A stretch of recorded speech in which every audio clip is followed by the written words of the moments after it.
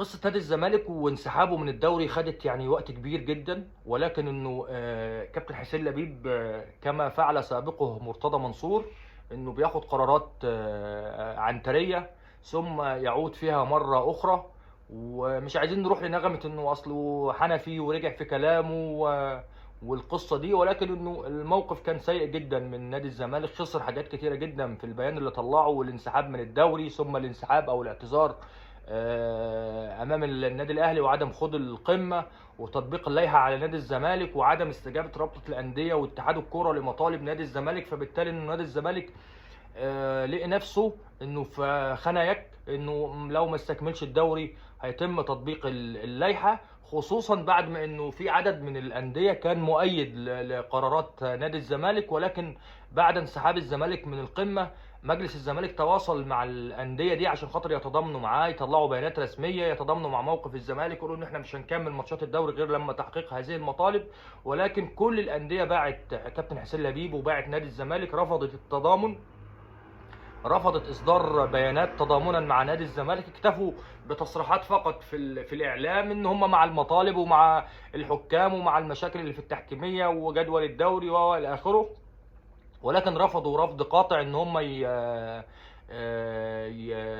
يكملوا مع المجلس او يعني يقفوا مع المجلس يطلعوا بيانات. فبالتالي انه نادي الزمالك ما يلاقيش نفسه وحيدا في المعركه ويخسر المعركه. ولكن بعد انسحاب الانديه، موقف نادي الزمالك كان ضعيف جدا، خصوصا انه يعني رابطه الانديه واتحاد الكوره رفض الانصياع لطلبات الزمالك او مطالب الزمالك الاربعه اللي طلبهم، لانه يعني مطالب مش منطقيه. ونادي الزمالك تورط في البدايه في البيان. حتى كابتن حسين لبيب اعترف بنفسه في الجلسات الوديه انه يعني تسرعوا في اصدار البيان، وكان موافق على خوض القمه في البدايه بعد ما تم شرح في ليه الموقف كاملا، وانه الدوري الدنيا صعب ان احنا نعدل اي ماتشات او نلعب ماتشات الدور الاول ونلعب ماتشات الدور الثاني والمؤجلات ومش المؤجلات. فاتضح لي من المناقشات انه الدوري مضغوط جدا، مفيش وقت ان احنا نعدل ماتشات او مواعيد ماتشات. نادي الزمالك ما اتظلمش في الماتشات، بالعكس هو ماشي في الترتيب مع النادي الاهلي، فرق بس مباريتين، رغم ان النادي الاهلي خض يعني بطولتين اكتر من نادي الزمالك هذا الموسم. ولكن في 3 اعضاء في نادي الزمالك هم الاعضاء تحت السن، رامي نصوحي ومحمد طارق ونير احمر، كانوا رافضين رفض قاطع استكمال الدوري او لعب او خوض مباراه القمه. وده اللي خلى انه الثلاثه دول علاقتهم قويه جدا بالجماهير على السوشيال ميديا وصفحات نادي الزمالك، انه تواصلوا على الفور مع الصفحات، وبدات الصفحات تكتب ولا تراجع ولا استسلام، وانه الكابتن حسين لو رجع في كلامه هيبقى مشكله لنادي الزمالك وهيعمل زي مرتضى منصور والى اخره. خلى كابتن حسين وكمان ال3 اعضاء دول هددوا بالاستقاله من مجلس الاداره لو القمه اتلعبت. خلى الكابتن حسين يتراجع في كلامه في الجلسات الوديه، وانه يرفض خوض القمه. ولكن بعد القمه وبعد اصدار الرابطه قرارات تؤكد ان الرابطه يعني هتطبق اللائحه على نادي الزمالك، واعتبره خسران من النادي الاهلي 2-0 وخصم 3 نقاط بنهايه الموسم، واعلان جدول الدوري واعلان الماتشات المتبقيه وغيره، ادى رساله لنادي الزمالك او مجلس اداره نادي الزمالك انه الاصرار على عدم استكمال الدوري هيحط نادي الزمالك في خانه اليك، هيحط نادي الزمالك في مشكله كبيره، لانه الرابطه هتطبق اللائحه. فبالتالي نادي الزمالك هيبقى معرض للهبوط للدرجه الرابعه، خصوصا انه نادي الزمالك كان بيلعب على نقطه تحت الظروف القهريه، وده اللي كتبه حتى في البيان بتاع الانسحاب امام الاهلي في القمه او الاعتذار امام الاهلي في القمه. ولكن انه الظروف القهريه دي لا تنطبق على شروط الماده بتاعت الظروف القهريه او الصالح العام، لا تنطبق على موقف نادي الزمالك. فبالتالي انه نادي الزمالك تورط في البيان مطالب غير شرعيه، ما اعتقدش انه حد في الوقت الحالي يقدر ينفذها. يعني انت لو انت عندك شايف ان في ظلم تحكيمي، فبالتالي انه يبقى مطلبك واضح وصريح ان انا عايز بتعرض لاخطاء تحكيميه، فبالتالي اطالب بالتحقيق مع الحكام اللي هم عملوا مشكله في المباريات، واطالب بتغيير رئيس لجنه الحكام كذا كذا كذا الى اخره. فبالتالي يبقى يعني طلب منطقي انه في رئيس لجنه حكام، فيتم التحقيق مع الحكام دول، يتم استبعاد هؤلاء الحكام. يعني اذا تاكد بما يدعي المجال للشك انه نادي الزمالك تعرض للظلم في المباريات. ولكن باقي المطالب هي غير مشروعه، انك انت تشترط انه مش هتلعب اي ماتشات قبل استكمال مباريات الدور الاول. الموضوع صعب جدا لان انت بتتكلم في وقت مزنوق، مفيش يعني مساحه انك انت تحرك اي ماتشات من مكانها. خلاص الجدول اتعمل، انت بتتكلم في ان انت هتفنش الدوري 18/8، ده يعني موعد متاخر جدا. بقيه الدوريات كلها خلاص، فبالتالي هتبدا تعدل تاني في الماتشات وفي مواعيد المباريات والمؤجلات ولا غيره، هيمط لنا الدوري لحد شهر 10 او شهر 11، وده اللي رفضته الرابطه. فبالتالي انه كان طلب غير منطقي. حتى لما تم مناقشه الرابطه مع كابتن حسين لبيب في الطلب ده، تفهم الموقف وقال انه خلاص يعني مضطرين ان احنا نكمل السيزون ده بهذا الشكل، ولكن مع وعد انه في بدايه الموسم الجديد يبقى في جلسات من رابطه الانديه مع انديه الدوري الممتاز، يتكلموا في شكل الدوري.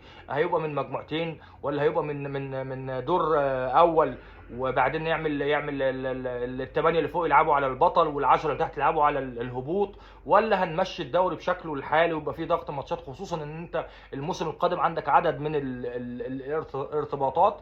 الحاجه الثانيه موضوع الحكام، انه بيريرا البرتغالي بيريرا كده كده عقده ينتهي مع اتحاد الكره بنهايه الموسم، وفي شرط جزائي، فبالتالي اتحاد الكره ما يقدرش يعني ياخد قرار باقاله بيريرا، لازم يستنى ينتظر لنهايه الموسم.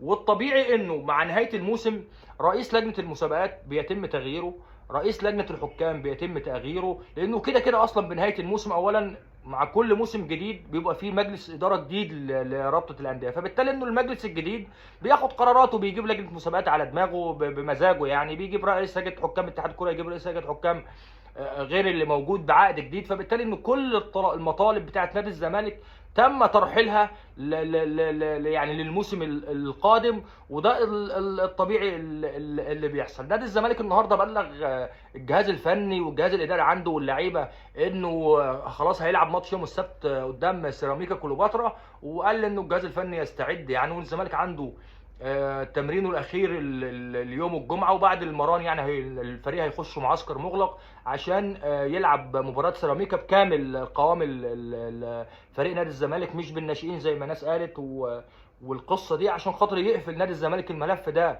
تماما. ولكن خلينا نتكلم في نقطتين. النقطه الاولانيه هي كابتن خالد الغندور، هو نجم نادي الزمالك السابق واحد يعني نجوم منتخب مصر واعلامي كبير، ولكن كابتن خالد موقفه غريب جدا، لانه يعني كتب كلام النهارده على حساباته على السوشيال ميديا انه الزمالك ينتصر، وانه اقاله عامر حسين واقاله بيريرا واقاله مش عارف مين وتعيين حكم مصري لاداره لجنه الحكام، وانه رحيل اتحاد الكوره ورحيل رابطه الانديه والى اخره.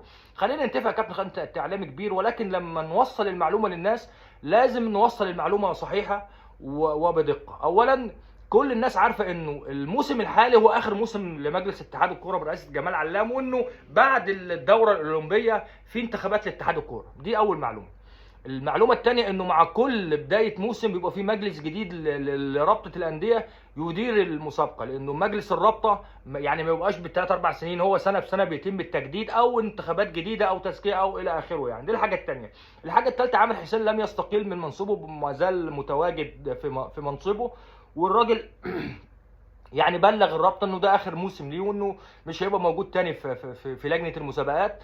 ولجنه الحكام نفس القصه، بريرا مستمر في منصبه كرئيس لجنه الحكام، لان الاتحاد الكوري ما يقدرش يفسخ عقده عشان خاطر الشرط الجزائي. فبالتالي انه الاربع نقاط اللي اتكلم فيهم كابتن خالد الغندور هو يعني حق يراد به باطل، لانه معلومات كلها مغلوطه، معلومات غير صحيحه. ولكن هو يعني ممكن يكون هو بيهدئ مثلا من روع جماهير الزمالك، لانه جمهور نادي الزمالك غاضب جدا. جمهور نادي الزمالك رافض انه يستكمل الدوري، يصر على موقفه انه تاخد موقف للنهايه حتى اذا ادى ذلك الى هبوط نادي الزمالك. فبالتالي انه جمهور الزمالك وعلى السوشيال ميديا وصفحات الزمالك متمسكه بحد كبير بالمطالب وبعدم استكمال الدوري، وعودة مجلس الزمالك للمشهد مرة تانية. اعتقد انه ممكن يعملوا ازمة كبيرة مع الجمهور على السوشيال ميديا وفي الصفحات، خصوصا انه في فرق كبير بين مجلس حسين لبيب ومجلس مرتضى منصور. مجلس مرتضى منصور كان يعني زي ما بيقولوا عنيف شويه مع الجمهور، ما كانش بيعتد قوي بموضوع الجمهور ويشتموا او ما يشتموش، يتكلموا او ما يتكلموش. هو ذات نفسه كان بيطلع في مداخلات كتيره وبيهاجم الجماهير يعني.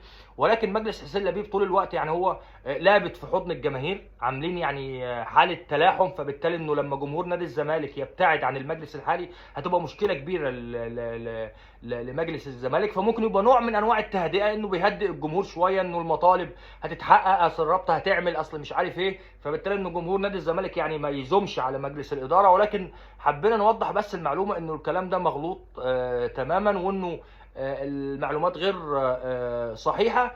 الحاجه الثانيه بالنسبه لكابتن حسين لبيب، يعني اعتقد انه من المشهد ده، وانه واضح انه نادي الزمالك تورط في البيان، واضح انه نادي الزمالك ما كانش قد البيان اللي اصدره، لانه عوده نادي الزمالك للمباريات مره ثانيه ازمه كبيره للمجلس. المجلس لسه ماسك من فتره قريبه، المجلس مرتبط بارتباط كبير بالجماهير وبالسوشيال ميديا، فبالتالي لما تعمل ازمه في الوقت ده، لما تعمل جاب بينك وبين الجماهير، اعتقد ازمه كبيره لمجلس الاداره، خصوصا انك انت كنت جاي بطموحات وامال واحلام جمهور نادي الزمالك انك تيجي في فتره زي كده ويعني تقع من جمهور الزمالك شويه، او جمهور نادي الزمالك شويه يحس انك انت خسرت المعركه، ما انتصرتش في المعركه، فبالتالي ازمه للمجلس مبكره. ولكن المجلس هو السبب في كل اللي حصل ده، لانه البيان يعني استعجل بشكل كبير جدا في البيان. المطالب غير منطقيه، ان لو كابتن حسين لبيب فكر شويه في البيان ما كانش هيطلع البيان ده، ما كانش هيطالب بالمطالب دي. ولكن واضح انه المحبين والقريبين من كابتن حسين لبيب، يعني اصحاب نظره عنتريه زي ما بيقولوا، هم اللي ورطوه في التوريطه دي. فبالتالي انه اعتقد انه حتى غالبيتهم دلوقتي ما هيبتعدوا عنه، لانه هيسيبوه يتصدر هو المشهد مع الجماهير. لانه كمان اللي عرفناه انه احد اعضاء مجلس الاداره قال له تحمل انت يا كابتن حسين غضبه جماهير نادي الزمالك، وانك هتخسر جماهير نادي الزمالك بعودتك لاستكمال المباريات. ولكن كابتن حسين شايف نفسه ان هو اخطا في البيان، شايف انه ما كانش لازم، يعني ما كانش في داعي لاصدار هذا البيان بهذا العنف وهذه القوه وهذه المطالب غير المشروعه، وانه صعب تتحقق بشكل كبير جدا. فبالتالي تراجع في القرار. فبالتالي انه المحبين والمحيطين بمجلس حسين لبيب اعتقد ان هم يعني زي الدبه اللي قتلت صاحبها، غرقوا كابتن حسين بشكل كبير، طلع شكله وحش جدا قدام الجمهور، خصوصا انه ولا مطلب من المطالب اللي طلبها نادي الزمالك اتحققت على ارض الواقع. سيبك بقى من الكلام اللي بيتكتب على السوشيال ميديا والمحبين بيكتبوه، اصل مشي عامر حسين، اصل بيحققوا في اخطاء الحكام. بيحققوا ايه في اخطاء الحكام؟ الزمالك طلع بيانه من 10 ايام او 11 يوم، اتحاد الكره ما ردش غير النهارده، ولم يذكر اسم نادي الزمالك في البيان. هو قال كلمتين، انه اتحاد الكره قعد مع بيريرا وقال له حقق في الاخطاء التحكيميه، بعد ما عدد من الانديه قدم شكاوى وطلع بيانات ضد الحكام، منهم على راسهم حتى محمد فاروق نائب رئيس لجنه الحكام في ظهوره الاعلامي قال انه التحقيق في الواقعه بتاعت محمد الحنفي وشكوى نادي المقاولين العرب بتاعت الماتش المقاولين وبيراميدز واعاده المباراه ومن غيره. فبالتالي انه ما جابش سيره قصه الزمالك. فانا ما اعرفش ليه جمهور الزمالك ومجلس الزمالك معتبر انه البيان اللي طلع من اتحاد الكره انتصار ليهم. اولا البيان لم يذكر اسم نادي الزمالك، لم يتطرق الى موضوع نادي الزمالك خالص، هو يعني بيتكلم بشكل عام عن الاخطاء اللي حصلت في الدوري بشكل عام. وثانيا هو يعني ما هو رئيس لجنه الحكام هيحقق في الاخطاء اللي حصلت، فاكيد مش هيدين نفسه يعني. فبالتالي انه لو الموضوع يخص نادي الزمالك او انتصار لنادي الزمالك، ما كانش اتحاد الكره قعد 11 يوم عشان يطلع بيان يرد. كان اتحاد الكره في البيان ذكر اسم نادي الزمالك، قال لك والله التحقيق في الواقعه بتاعت نادي الزمالك ومباراه المصري والى اخره. فبالتالي انه ما ينفعش حاجه زي كده الزمالك يعتبرها انتصار، لان هو الموضوع لا يخص نادي الزمالك. القصه الثانيه بتاعت يعني موعد المباريات، ما هو طبيعي وكان متبقي 4 جولات في الدوري هيتم الاعلان عنهم، ولكن الزمالك كان واضح وصريح في البيان لن نخوض اي مباراه في الدور الثاني قبل استكمال مؤجلات الدور الاول، وده اللي ما حصلش. فبالتالي المطلب الثاني بتاعك يعني لم يحقق. المطلب الثالث اللي هو بتاع تشكيل لجنه لاداره من رابطه الانديه واداره اتحاد الكره، ده لم يعني يتحقق. رحيل لجنه الحكام ورحيل عامر حسين، كل ده برضه لم يتحقق. فبالتالي انه نادي الزمالك خسر خساره كبيره جدا في المعركه بتاعته دي. اعتقد انه المجلس الحالي قزم نادي الزمالك بشكل كبير جدا، يعني خلى شكله وحش قوي قدام جمهوره وقدام جمهور المنافسين، حتى قدام المسؤولين اللي هم بيديروا الكره في مصر، سواء رابطه الانديه او اتحاد الكره. لانك انت الزمالك كبير جدا لما يخش معركه لازم يبقى ضامن 100% ان هو قوي، انه يقدر ينتصر في المعركه. ولكن انك انت تخسر المعركه مبكرا، يعني زي ما بيقولوا كده بالضربه القاضيه، فبالتالي ان هو خساره كبيره لنادي، اسم نادي الزمالك، وخساره كبيره لمجلس الاداره. كان بادئ بدايه قويه جدا. ولكن ده يعلمنا حاجه برضو، انك قبل اصدار اي بيانات او اتخاذ اي قرار لازم تفكر بشكل كبير جدا في الكلام اللي انت كاتبه في البيان او في القرار اللي انت واخده. هل ده منطقي ولا مش منطقي؟ هنقدر نحقق المطالب دي؟ ما نقدرش نحقق، ما هيتم الاستجابه لينا ولا لا؟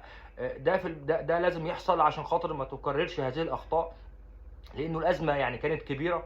ونادي الزمالك هو الوحيد اللي طلع خسران من القصه، ما لعبش ماتش القمه، خسر 6 نقاط، تراجع ترتيبه في جدول الدوري.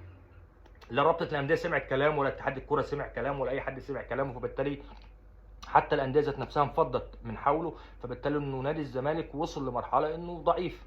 يعني لو انت دخلت اي معركه تانية هتخاف تخشها، لانه محدش هيعمل لك حساب بعد كده في القصه يعني. فنتمنى التوفيق ان شاء الله، ويتم استكمال الدوري على خير، ويكون في تنسيق اكتر وتظبيط اكتر في الموسم القادم من الدوري.